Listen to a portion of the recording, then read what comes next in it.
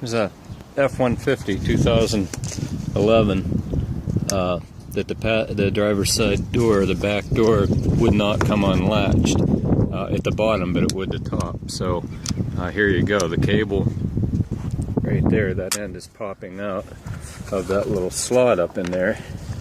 There's only, if you run into this, there's only a cover that pops off with a screwdriver, two 10mm screws, and then down here there's two caps that you pop out, and there's some 6mm screws. And then this pops when you pull out on it, it pops loose, and you can actually get to it without taking too much of the door skin off. So I'm going to check to see now if the plastic broke on the latch right here where it pulls, or whether it just maybe it just popped out. If it just popped out, I'm going to look at a way to maybe put a retainer in it so it doesn't happen again. If it's broken, I'm going to see if I replace the part or whether I'm going to repair it.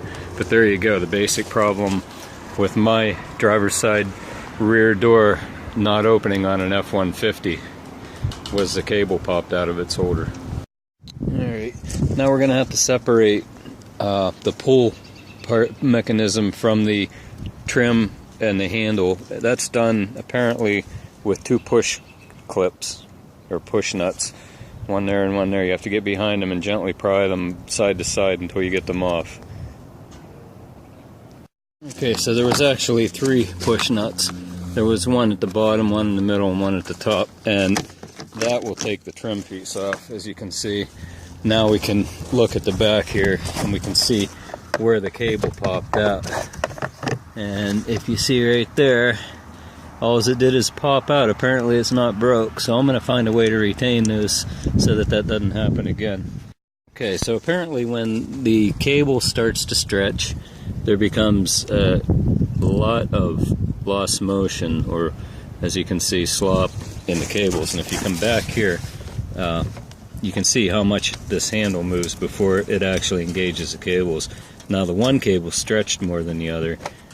So my solution to not having to tear this apart again is there's a bumper, rubber bumper, right there. You can see where it contacts and stops the handle from falling back.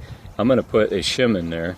I'm going to take some 3M emblem adhesive, which is really good stuff, and I'm going to glue in an 1/8" rubber pad on the other side of that bumper so the handle will actually stay out a little more and the cable will not have enough slack to pop out of its holder again. There you have it.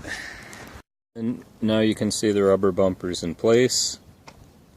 There's very little slop in the handle cable assembly now, and the cable cannot jump out of its stays anymore.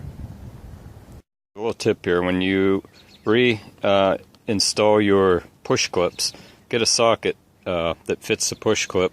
In this case, we have a 3/8, and put it on your ratchet extension and just press those right back on with some firm pressure, and you don't bend the clip up and it goes back on nicely.